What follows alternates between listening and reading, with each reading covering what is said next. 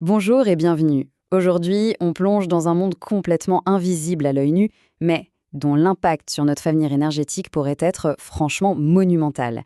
On va explorer ensemble les nanomatériaux, une technologie qui est vraiment au cœur de la transition énergétique. Et la question, elle est là. Comment est-ce que l'infiniment petit peut résoudre nos plus grands défis énergétiques? C'est un peu ça qui va nous guider.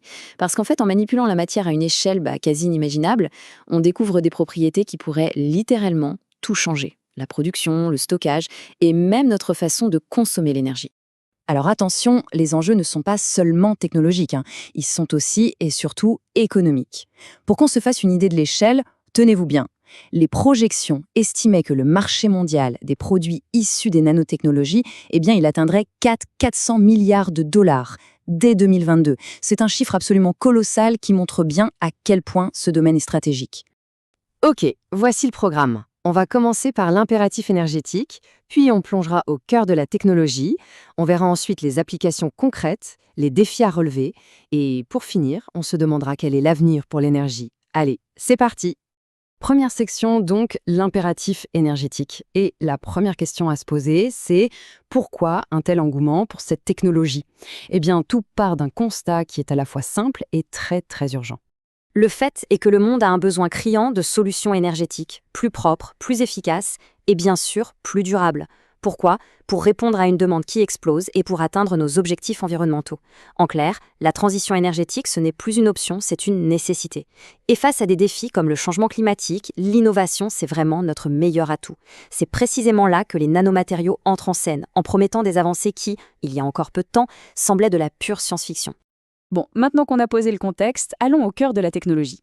Que sont les nanomatériaux? De quoi parle-t-on exactement? Alors, la définition, c'est un matériau qui possède au moins une dimension entre 1 et 100 nanomètres. Un nanomètre, pour bien visualiser, c'est un milliardième de mètre. C'est tout petit, à peu près la taille de 10 atomes alignés. Et à cette échelle, les lois de la physique classique qu'on connaît, elles ne fonctionnent plus pareil. On bascule dans le monde de la physique quantique. Et c'est là vraiment que tout devient fascinant. Et c'est ça la clé. Un matériau conventionnel et un nanomatériau, ça n'a rien à voir. Réduire un matériau à l'échelle nano, ce n'est pas juste le miniaturiser, c'est changer complètement son comportement. Sa réactivité devient bien plus élevée, ses propriétés deviennent quantiques, sa conductivité peut être largement améliorée, et surtout, le point crucial, sa surface explose littéralement. Et qui dit plus de surface, dit plus de terrain de jeu pour que les réactions chimiques se produisent. C'est vraiment le nerf de la guerre.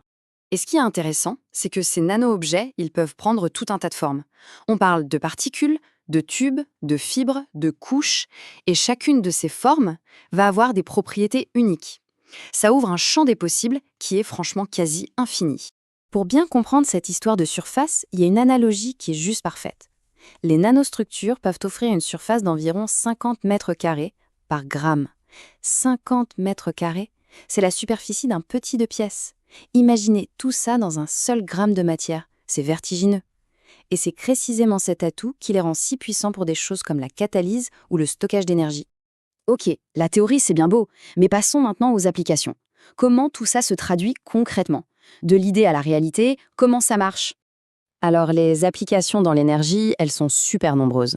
On parle de batteries améliorées type lithium-ion, depuis la combustible plus efficace, de la production d'hydrogène vert, de panneaux solaires plus performants, d'isolation haute performance ou encore de véhicules plus légers et donc plus économes.